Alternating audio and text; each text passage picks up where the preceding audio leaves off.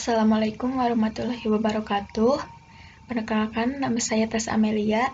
Kali ini saya akan menjelaskan mengenai UML atau Unified Modeling Language. Langsung saja.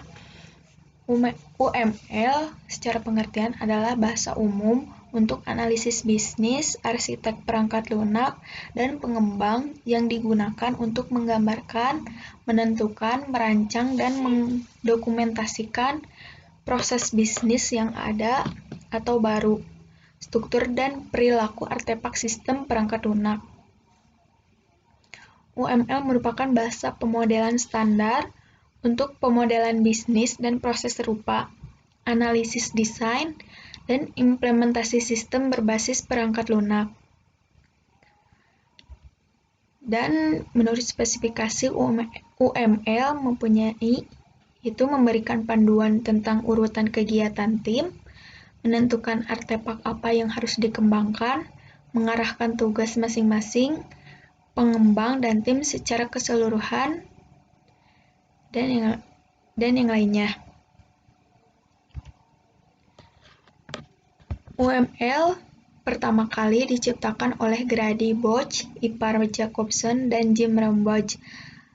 Awalnya, ada sejenis seperti UML yang digunakan oleh perusahaan, dan mereka menemukan masalah jika perusahaan yang satu dengan perusahaan yang lain itu memiliki UML yang berbeda. Maka dari itu, Grady Boch, Ipar Jacobson, dan Jim Rambosch memilih membuat UML yang diciptakan oleh mereka. Kemudian UML versi 1.1 sampai 2.5 dibuat oleh OMG, yaitu Object Management Group, sebuah organisasi yang telah mengembangkan model, teknologi, dan standar OOP sejak tahun 1980-an.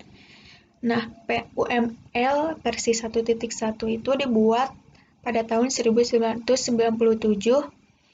dan kemudian sampai UML versi 2.5 dibuat pada tahun 2015, yang sampai saat ini masih tetap digunakan, yaitu UML versi 2.5.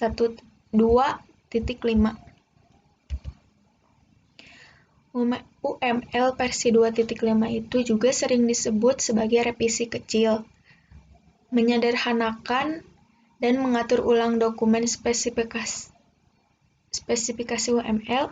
Spesifikasi UML ditulis ulang untuk membuatnya lebih mudah dibaca. Jadi di dalam versi 2.5 itu UML mempunyai spesifikasi yaitu untuk membuatnya lebih mudah dibaca dan memiliki sejumlah perbaikan, klarifikasi, dan penjelasan ditambahkan. Nah, spesifikasi UML itu diagram UML berisi elemen grafis atau simbol.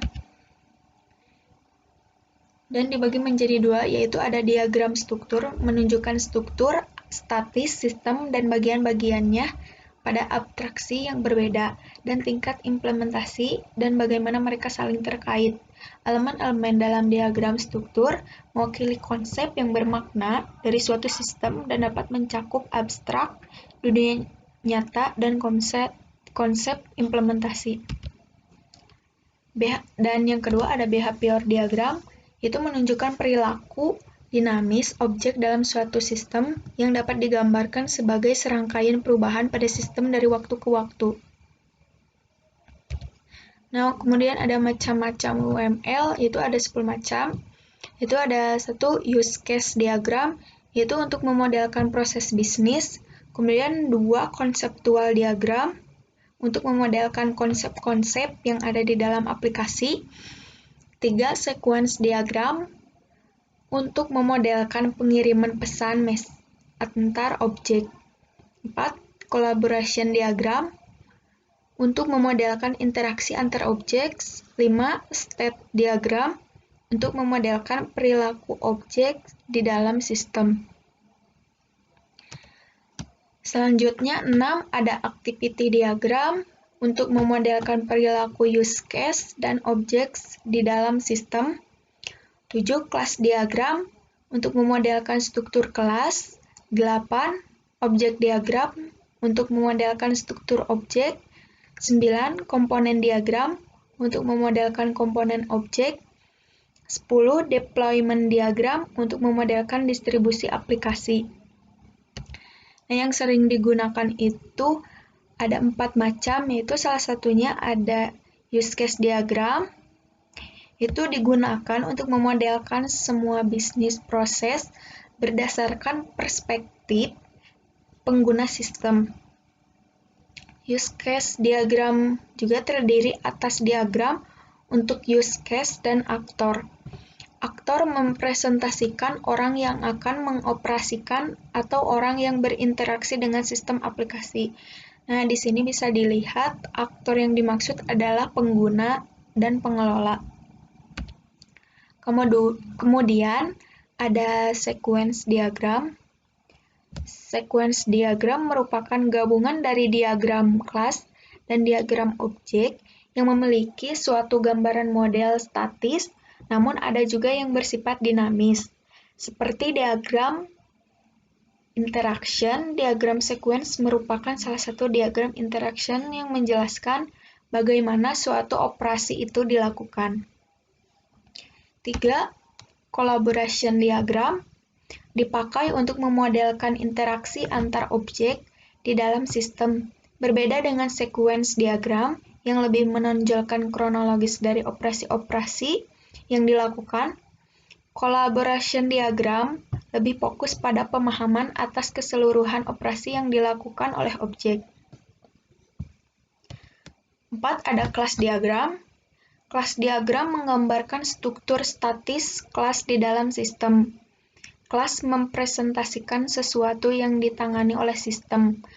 Kelas dapat berhubungan dengan yang lain melalui berbagai cara. 1. Associated, yang terhubung satu sama lain. Dependent, satu kelas tergantung atau menggunakan kelas yang lain. Specialized, satu kelas merupakan spesialisasi dari kelas lainnya.